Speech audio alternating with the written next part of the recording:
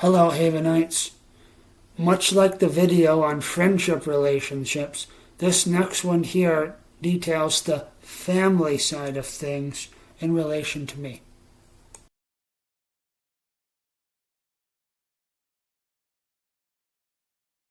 Family relationships.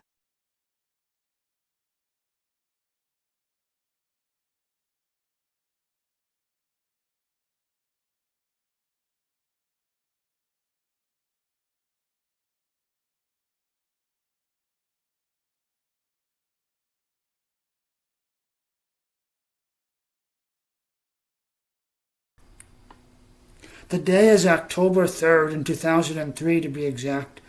I'm currently situated comfortably on the school bus that I normally took home, en route to my home then.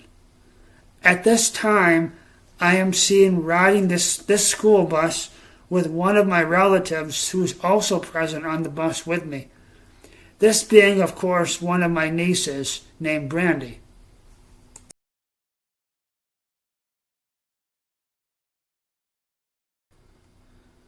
To start out with, I never really had much of an issue with Brandy, nor her sister named Ashley before.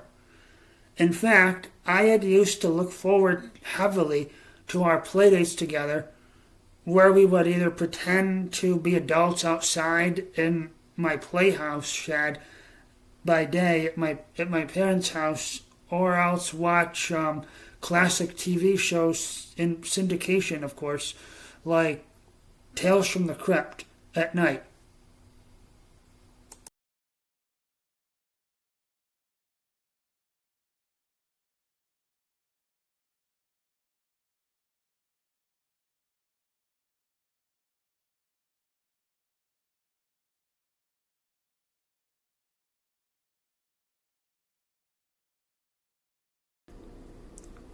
On October 3rd in 2003, and with me sitting at this time near the middle row of seating on this particular school bus heading home again from a busy day of school that day, Brandy was then sitting near the back of the bus, gallipanting with her friends at the time. Suddenly, Brandy catches sight of me and proceeds to start in on me in her stuck-up, bratty teenage way that she was acting like back then. She did not have to do this, after all, nor act like this to me, and I was wishing that our bus driver, named Mrs. Race at the time, would have and should have stepped in like she was supposed to do in order to defend bullying behavior that was happening on her school bus at that time.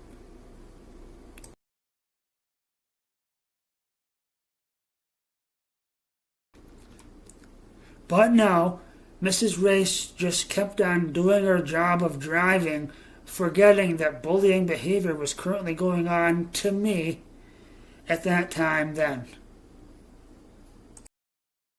What the fuck? Brandy would keep on her teasing match in front of her friends all the way from the school parking lot to my now former home address. What the fuck? Again, I don't know why Brandy had chosen to act like this to me, nor why our ignorant bus driver at the time named Mrs. Race had at the time chosen to ignore the bullying behavior occurring on the school bus then to me.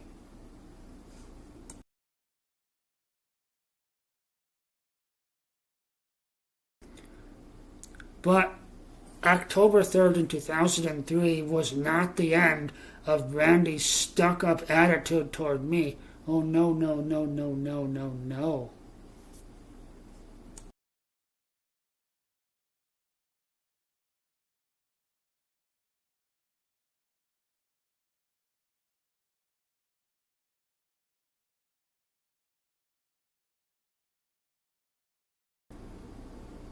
On this day, I was calmly sitting in the back seat of my parents' Chevrolet Malibu car, watching an interesting movie at the time on my portable DVD player that I had once owned, while some other members of my family were currently visiting one of my other relatives who was currently at the time an inmate at the time at the Yates County Jail location.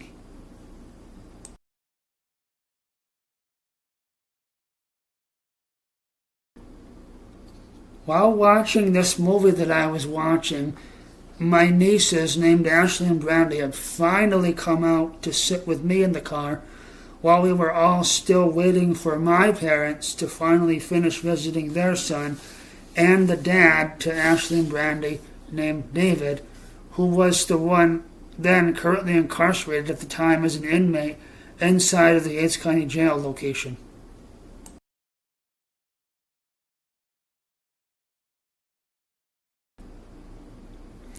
While I was calmly in the back seat watching my movie, Ashley and Brandy were in the front seat of the car when Brandy suddenly, like on October 3rd, 2003, had suddenly and once again since that time in October of 2003, had started in on me.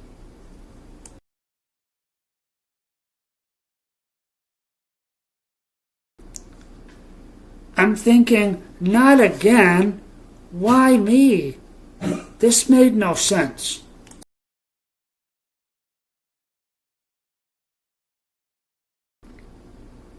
In a bratty, stuck-up teenage attitude typical with many teenagers, Brandy had chosen to take it all out onto me, someone who had not only been kind, not only to her, but also to her sister named Ashley, and who always looked forward to playdates with them when we were younger because of how close we all were in age.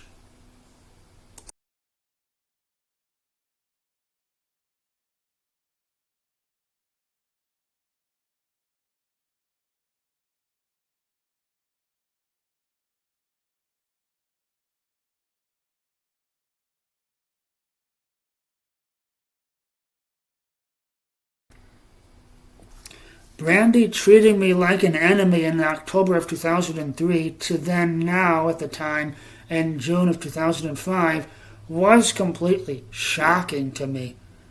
I did not deserve that.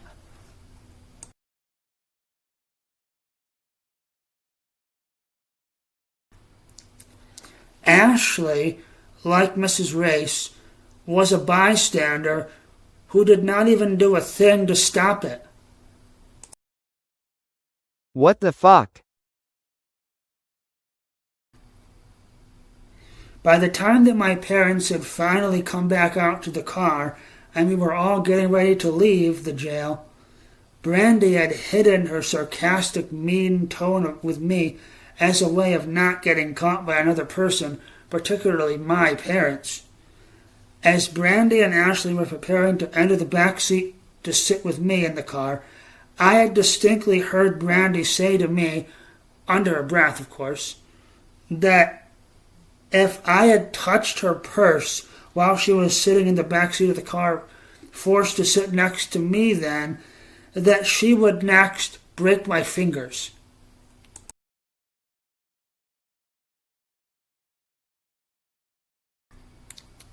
But seriously, I can recall that in one of her letters to her dad that I had later eavesdropped read while helping my mom to clean out one of her dad's former residences that he had lived in, that she did tell her dad, who was also one of my brothers to me, named David, that I had punched her.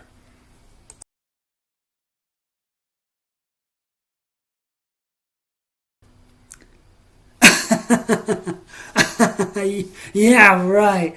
That shit never happened. Why would I punch a girl that I thought I was on good terms with and that I had used to enjoy hanging around with along with her sister? Again, it made no sense.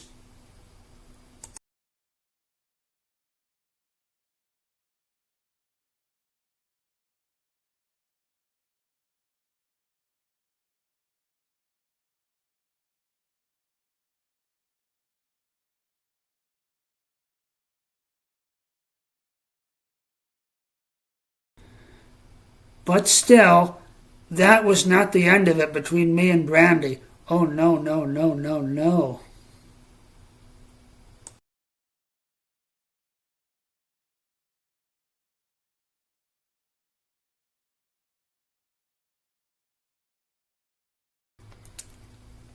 Flash forward now to early October in 2005.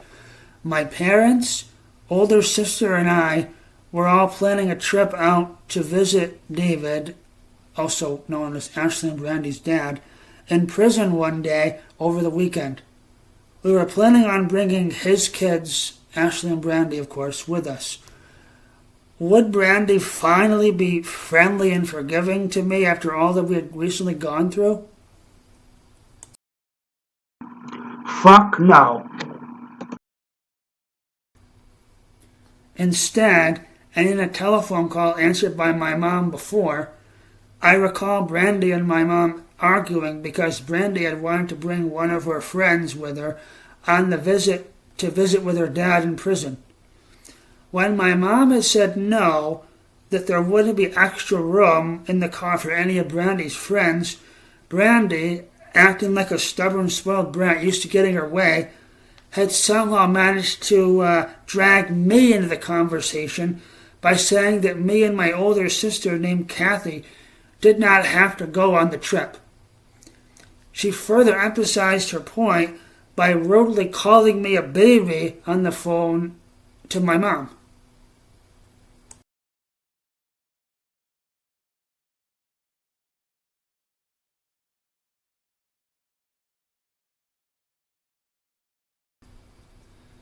This soon caused a back and forth spat between my mom and Brandy, as my mom was willing to finally defend me from Brandy's onslaught against me. Finally!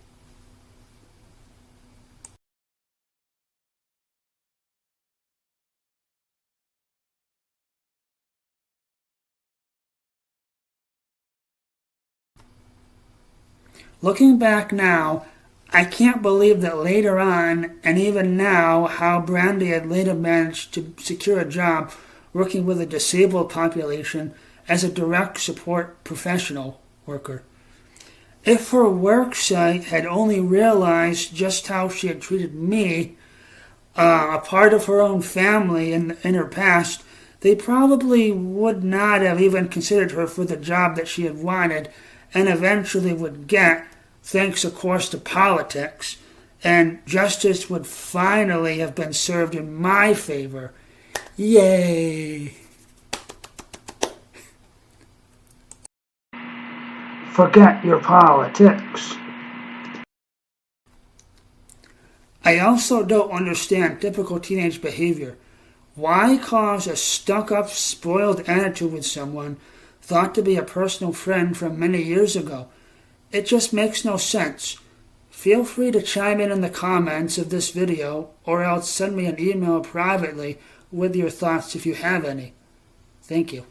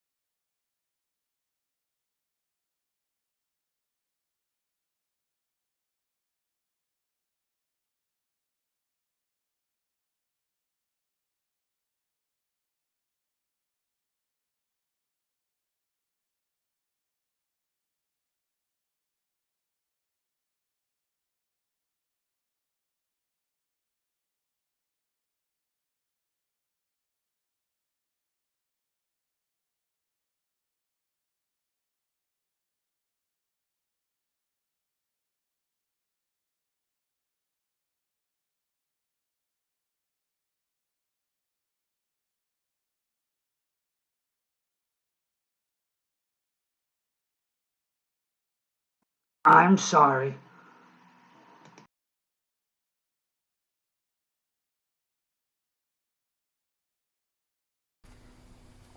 My relationship with my brother named David will stretch the majority of this video, with the exception of the final few segments being discussed. It's complicated, rooted over sibling rivalry and jealousy, since the day I was born years ago.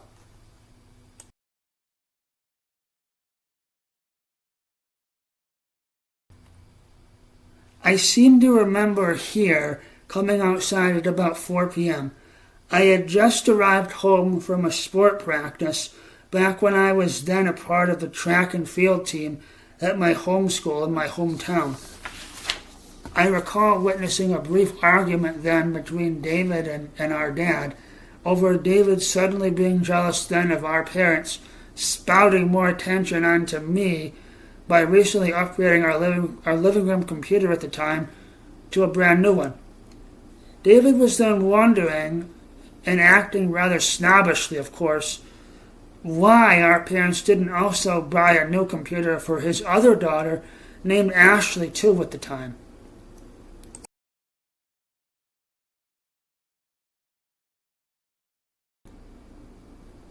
Anyway, I am suddenly dragged into this brief conversation between him and our dad at the time when David suddenly comes in to chat with our mom inside of the house, and he sees me coming back to my room from the bathroom so that I could finish watching my movie in peace in my bedroom that I was watching then, which was Friday the 13th Part 2, and on his way back outside again to continue chatting with our dad.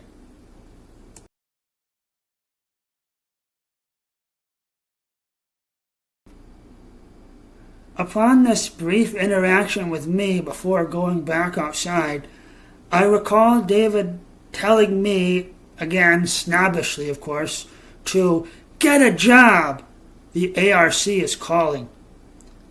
The way that David had exclaimed this to me was not only snobbish, as I previously just said, but also somewhat threatening too.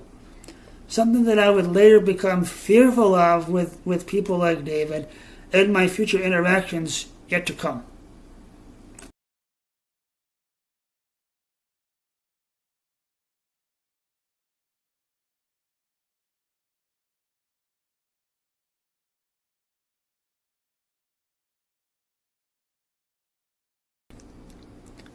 I am just arriving home from my first full year of college for the summer. At first, finding out that my brother named David would be staying with me and my parents, an older sister named Kathy, in our tiny trailer setting that we had all resided into then, was fine at first.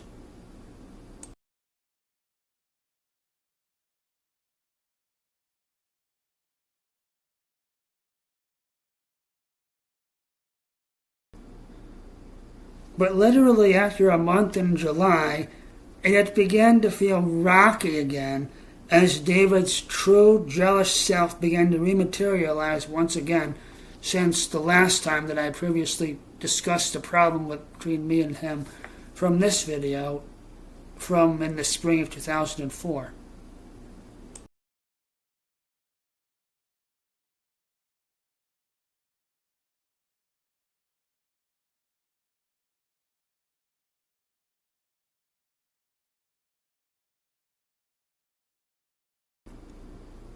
I distinctly remember towards the end of August in 2008, and I am finally preparing to move back into my college residence hall in college again at the time. As I'm preparing to load my possessions into my parents' car for them to drive me back over to the college, I distinctly remember hearing David uttering snootily to our parents then, "Gee, he needs all of that for college?" before rudely laughing it off. I had remembered this one full year later, and as on the evening of my return back to FLCC again for my final semester of my associate's degree in the fall of 2009, on Saturday, September 5th in 2009 to be exact, all hell had soon later broken loose on that day.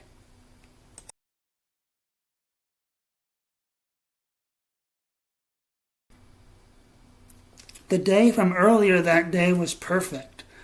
I recall packing for my anticipated return back to school for most of the day and anxiously looking forward to then on Sunday, September 6th, in 2009.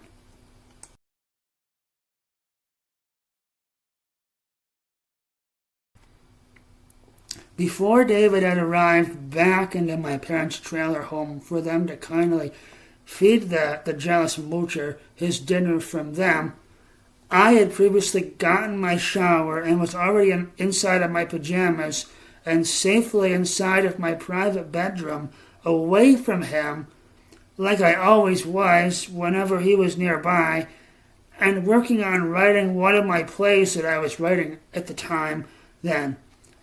I was then trying to work on writing a play at the time titled The Fantasy About Finals 2, A New Exam. And that play was about one of my characters not only struggling with his GED exam, but also an abusive teacher that he had as well.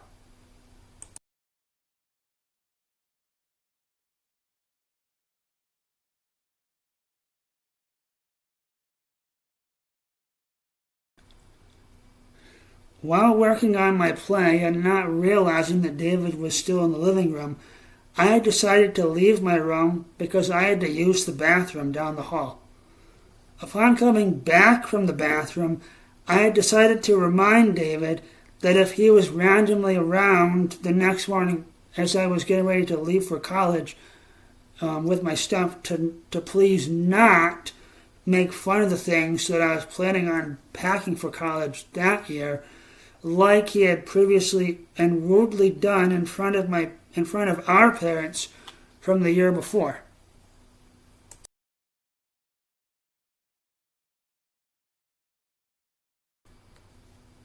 After I had reminded David carefully about my fears with him for the next day, is the part where I had previously said that all hell had broken loose.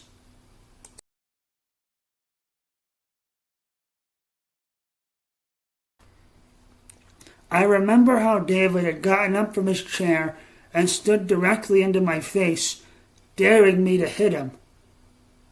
I didn't want any of that, let alone to start any fights, so I had roughly pushed him away from me, and this whole scenario had reminded me of how in WWE Pro Wrestling, how a fight would eventually start between two pro wrestlers.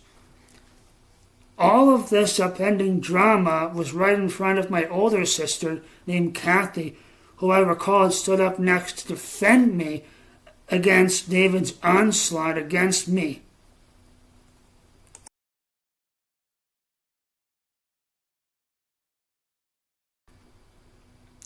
David and Kathy had started shouting at each other loudly, with me suddenly caught in the middle between them. This would be something that would continue and get really physical between the both of them years later at the end of May in 2011.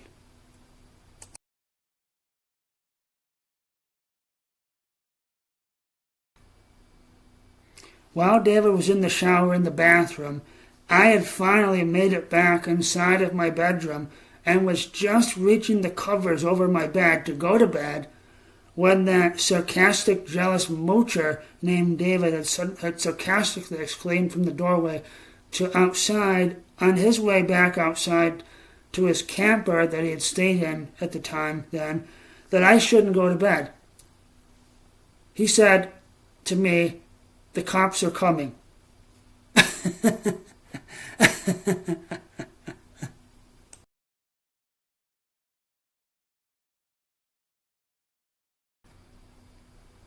I know that I shouldn't let his sarcasm get to me, but it does. I let his sarcastic intimidation get to me a little too far a few years later in the early spring of 2011. Here, I had almost pissed my pants. It was that scary then to me.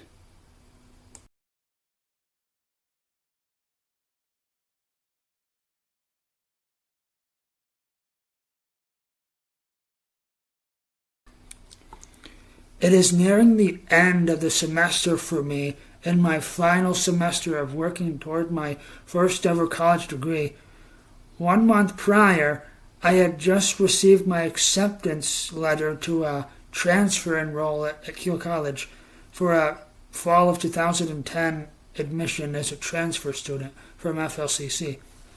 I was that excited. Yay!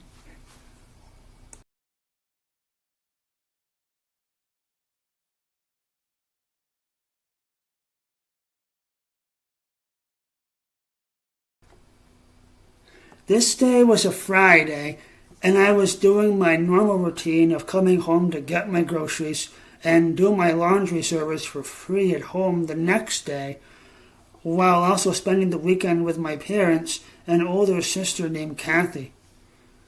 When I had finally gotten home on this day, on December 5th, I was not expecting to see David lounging about on the couch like a mooch, fast asleep on my parents' couch.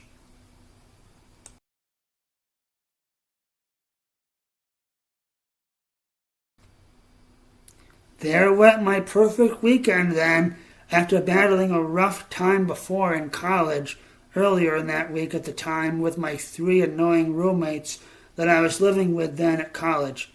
I couldn't catch a break. Damn it!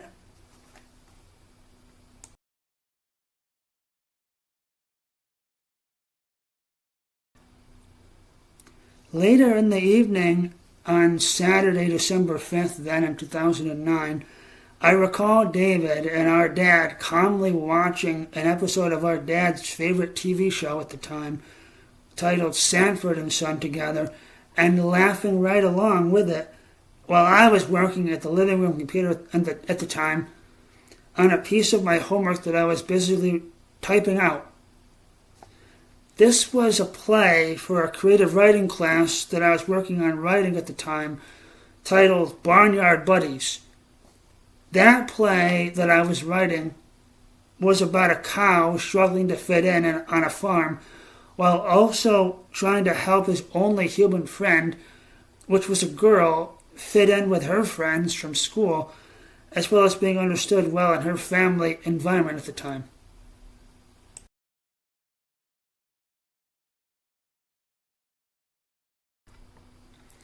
After the episode of Sanford and Son was over on TV, I recall witnessing Dad kindly turning the TV off and was on his way to bed. I had thought that David was going to go to bed too and follow suit with Dad, but nope.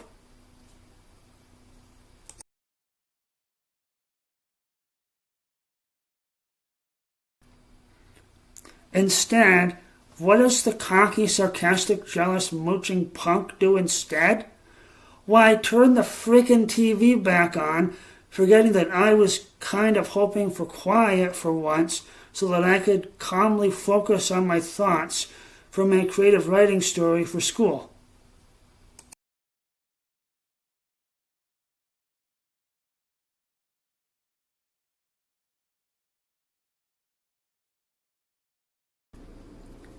Finally, I see David getting up, and I think that maybe he might be heading up to his camper to sleep. But no.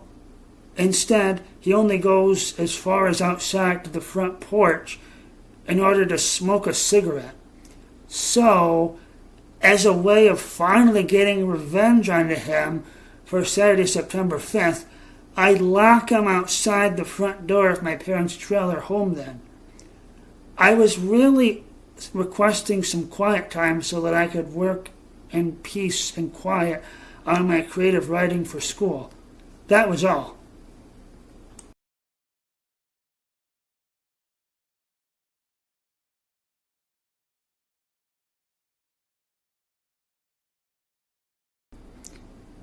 Big mistake on my part.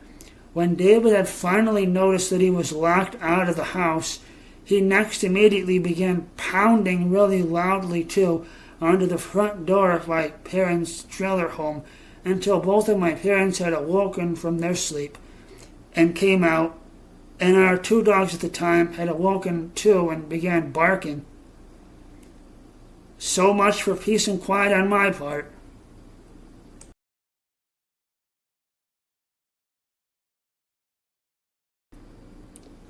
Once David was finally back inside the house, David started screaming his lungs out directly at me. It was at this moment that I thought, fuck it. I'm not going to get much more done on my creative story for school tonight. So I had packed up and called it a night, heading back to my room for bed.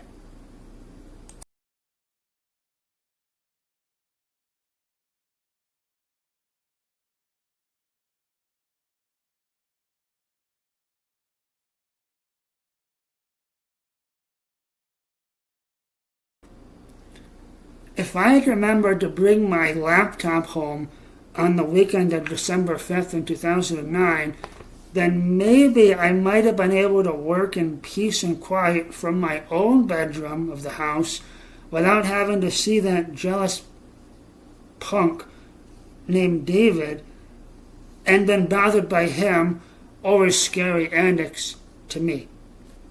If only.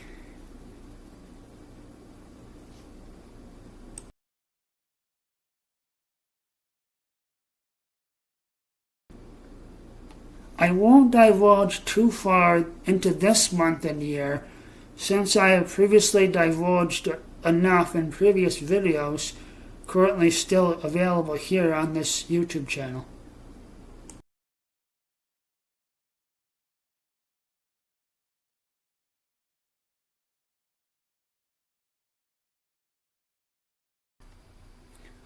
For full details on the events surrounding June of 2010, please refer to my videos titled Be Careful What You Post on Social Media and or the Freedom of Speech lesson videos that are still currently available here on this YouTube channel of mine.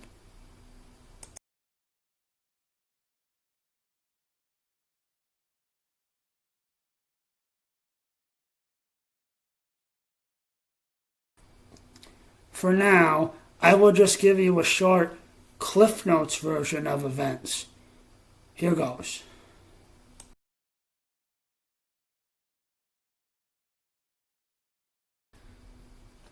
The beginning of June was a fine day on June 2nd in 2010. It wasn't until about 6 p.m. that evening that things began to get rocky.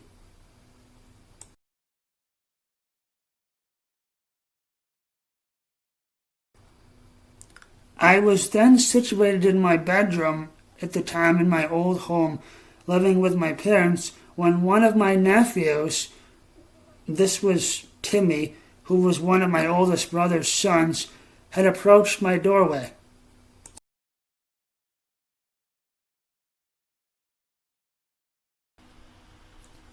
Timmy had wondered why I didn't get outside much, and was sounding really hostile in his speaking tone of voice to me then. I was left thinking, what's it to him? Why does Timmy seem to care about something going on in someone else's home for? But Timmy then had kept on badgering me while I was trying to finish my dinner at the time then, until I had finally done something about it to finally get him to leave and leave me alone. I showed a finger directly at Timmy then in my frustration with him.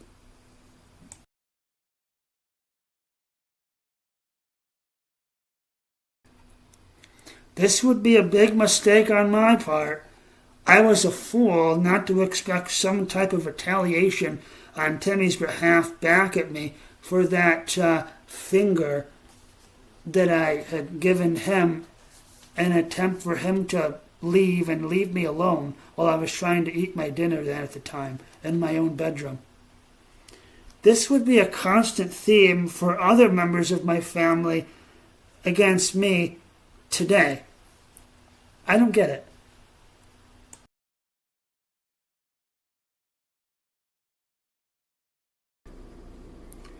After I had showcased a finger to Timmy was where his defense mode had kicked in against me. Timmy had begun cursing at me, really loudly too, right at my doorway to my room for about 10 minutes. Thank God he never touched me, otherwise I would have been forced to call the police for assault and battery on him, like I had told his father days later when he had threatened me, then on Tuesday, June 8th in 2010, days later, after not getting his way with me then. For more onto this, please refer to my lesson video that's also still here on the channel, titled Freedom of Speech. As a lesson here, for future people that had kept on telling me to that kept butting into my business about why I didn't get outside my own room, and at the time they called me a house plant. I learned a lesson from that, and that lesson is that maybe I should just try to stay involved more. That's why over the summer I currently have a choice. Either I work at my camp job that I love so much, or I do a summer play like I did during the pandemic in 2020 recently. So that helps me to avoid mistakes like what happened with me and Timmy. How he was starting to badger me and insinuate why I didn't get outside much, and basically, like a few members of my other family at the time, had kept calling me a houseplant over the years.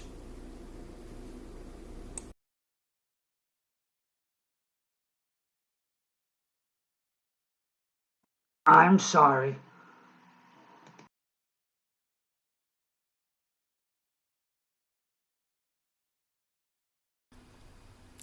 Like days earlier on June 2nd, June 8th, it started out awesome. It was awesome to finally see that my jealous, inconsiderate, mooching brother named David was what I had thought at the time, moving to Virginia Beach, Virginia. After David had finally left, I had gotten on my social media on Facebook to post the following status update to my friend followers there.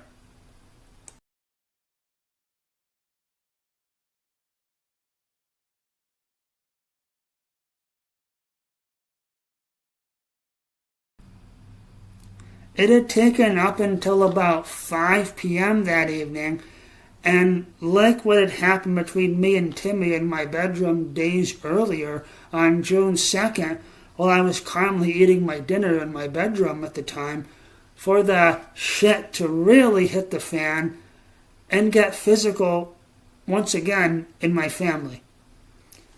For more onto this in full detail, please refer to my lesson video titled Be Careful What You Post on Social Media. It's still currently available here on my YouTube channel.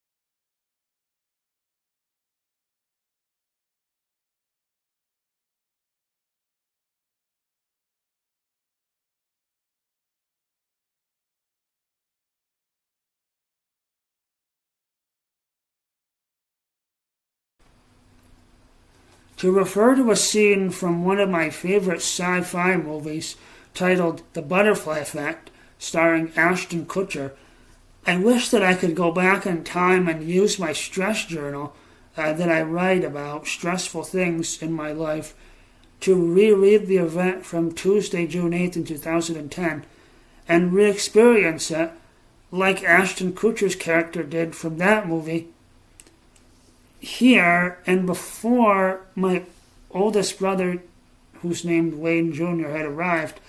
I would have made sure that my bedroom door was completely closed and barricaded with something hard that my brother, named Wayne Jr., couldn't easily penetrate through in order to finally get to me and physically assault me, as it later happened then instead.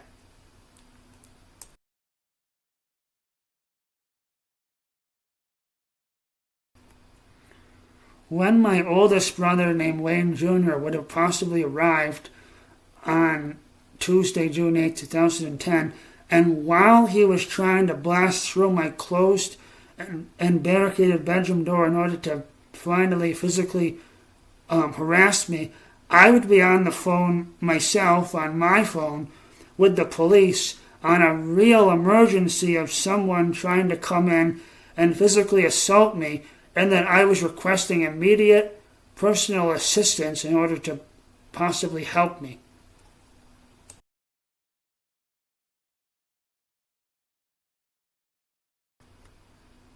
If only that had happened on Tuesday, June 8th in 2010 instead of what had really happened, as I had previously described already in several videos currently available still here on this YouTube channel of mine.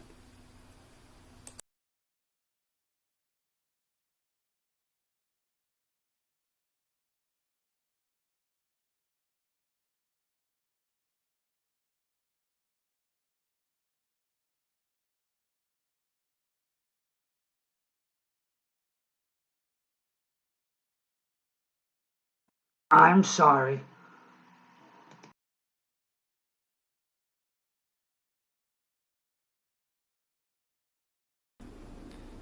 On this day, my family and I finally had reliable high-speed internet access in our home then. I was just getting used to it as I was in my bedroom busily finishing up sending a heated email on my laptop computer then to one of my then Eco College instructors at the time, while I was also busily enjoying my first ever spring break period then as a Eco College student then.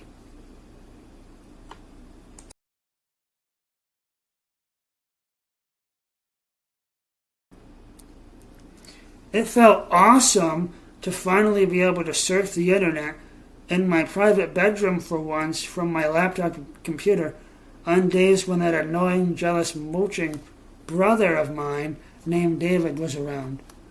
But would this happily ever after moment for me seem to last? Fuck no. Earlier that day, I was preparing my lunch in the kitchen to finally bring back into my bedroom to surf the internet from my laptop computer in peace while David was around in comforting peace in my room when David had rudely began starting shit with me.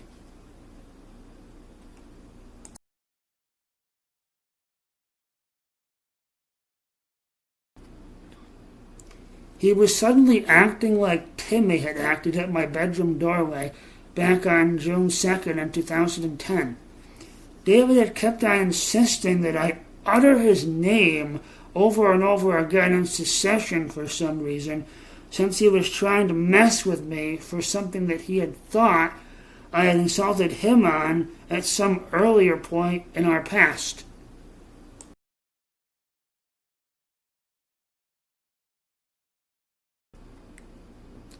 I ignored that as I had finally made my way to my bedroom and my laptop with high-speed internet waiting for me with my lunch. But that wouldn't be the end of that day between David and I. Oh, no, no, no, no, no.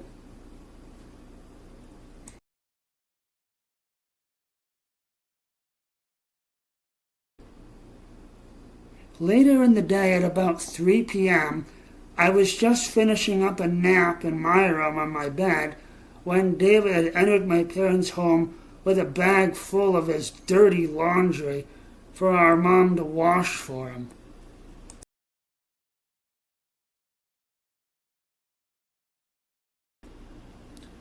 On the record, and back then, I was totally against seeing David just drop off his bag full of laundry for someone else to kindly do for him. Why couldn't he just do it himself like I currently do now every weekend?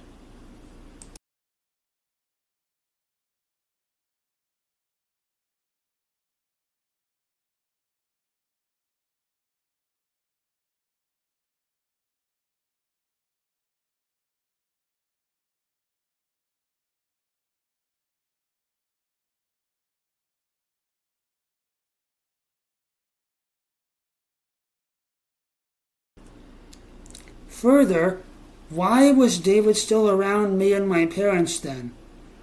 My parents and I had seen him living elsewhere before, in places like Dundee, Penn Dresden, etc. We all thought that he was finally successful in one of those places. Why couldn't he have just stayed there? No, it goes back to what I may have previously mentioned briefly before in another video and in this one too. He had preferred being a mooch. Mooching off from others was exactly how he had gotten his kicks.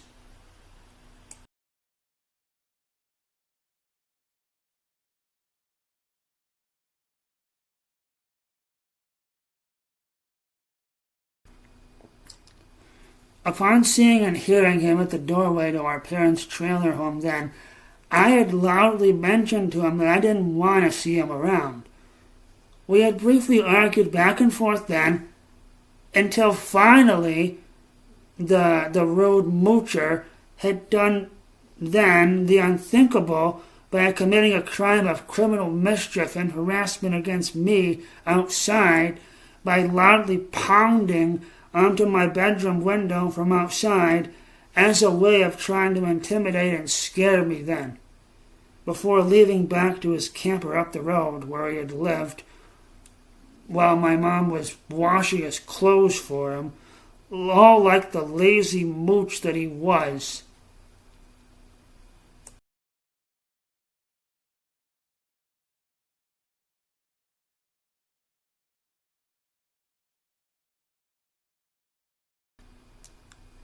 This was the part of the story where I had mentioned earlier in this video, where I had said that I had nearly pissed my pants. What David had done to me in intimidation then by loudly pounding onto my bedroom window while I was trying to nap at the time was that scary and completely unnecessary to me.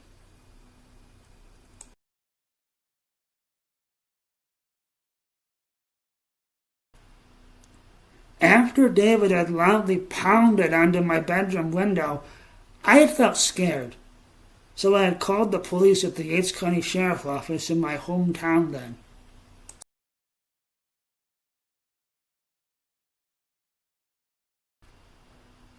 Would those pathetic, corrupt jerks within that police office then be able to possibly help me in my ongoing war with David? Fuck no. By the time that a few of those corrupt officers from the Yates County Sheriff's Office had finally shown up, and after I had later shared my side of the story with them, they couldn't do as much as a cow's fart to ultimately help me in the end.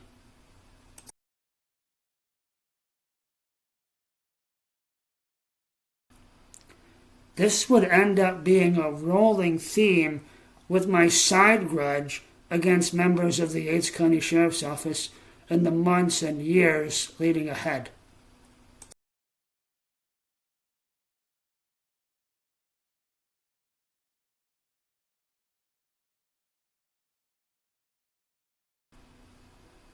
After the sudden events from March 28th in 2011, everything had seemed to simmer down between me and David as I was finally away from him again and back into my college dorm room at Keele College then, where I then felt safe.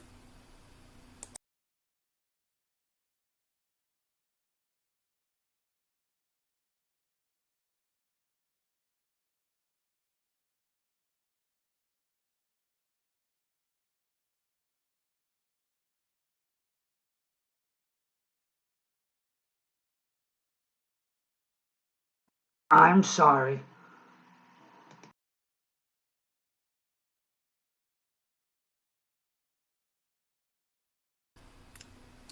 Flash forward to Wednesday, May 25th. I am seen with my parents helping to move everything from my dorm room at Keele College back finally to my now old home with my parents at the time.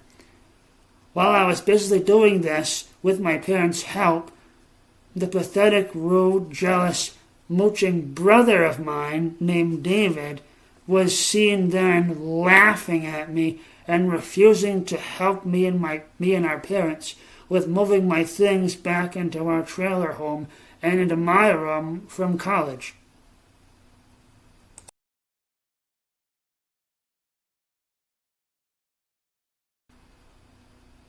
I was incensed at being treated like this, like usual, of course, from jealous morons such as David. But that's not the part of that month here that completely had me over the rails in anger and frustration. No, no, no, no, no, no, no.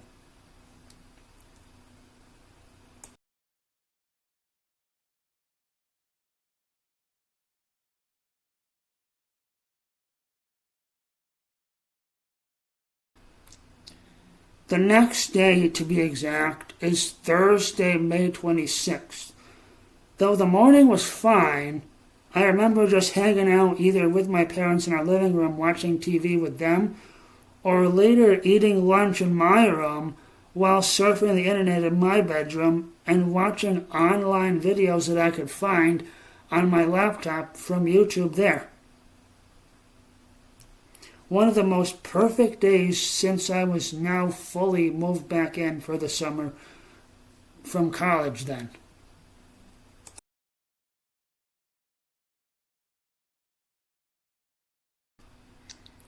By the mid-afternoon, things began to take a downward spiral. Not with me, but instead with one of my relatives. I recall then lying onto my bed with my bedroom door open then, when I had overheard a loud commotion out in the living room in the form of a loud argument.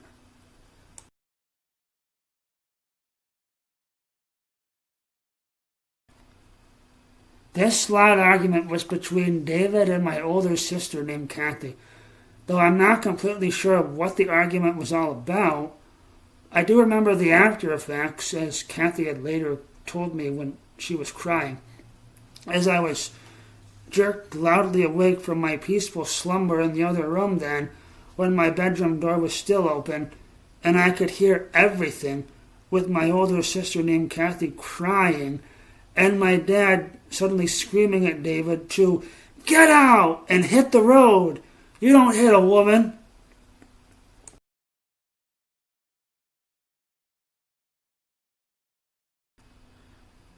Apparently what had happened here was that David suddenly had gotten so worked up that my older sister named Kathy was screaming at him, doing what I was still afraid to do at the time, that for a minute David had thought that Kathy was me, and he violently kicked Kathy hard in the stomach.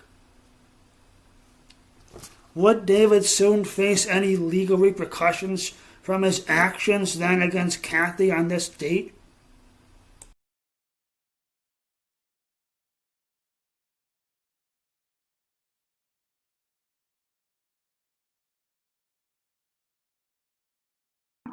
Fuck no.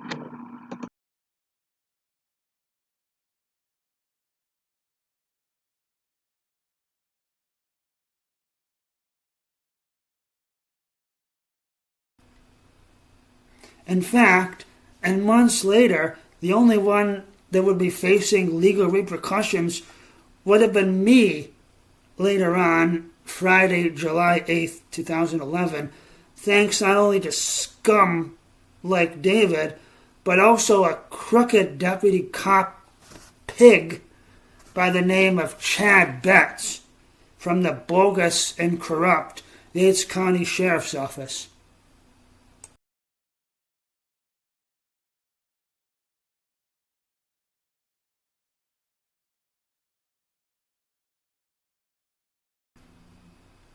After David had kicked Kathy hard in the stomach region, I next recall Kathy approaching my doorway, which was still open, where I had overheard everything in the preceding argument, while trying to rest myself, just bawling her eyes out in tears to me, while our dad was still busily screaming at David all the way down the driveway too, hit the road, and just leave.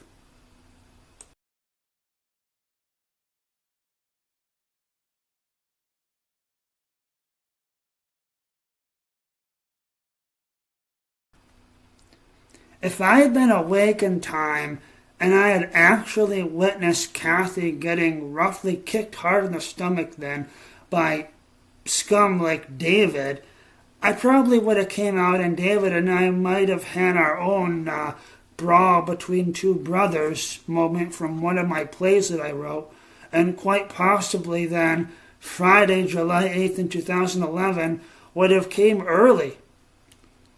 Only this time I would have proudly have said that Kathy had gotten attacked first, and it was only just self-defense with me standing up for my older sister. If people in corrupt organizations like the corrupt and biased Yates County Sheriff's Office had wanted to argue otherwise.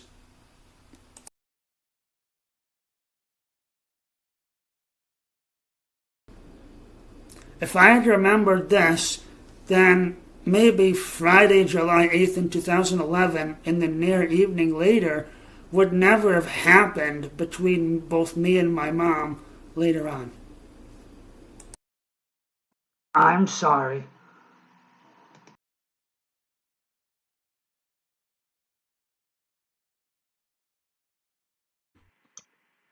H names rock. Like, subscribe, and come back for more.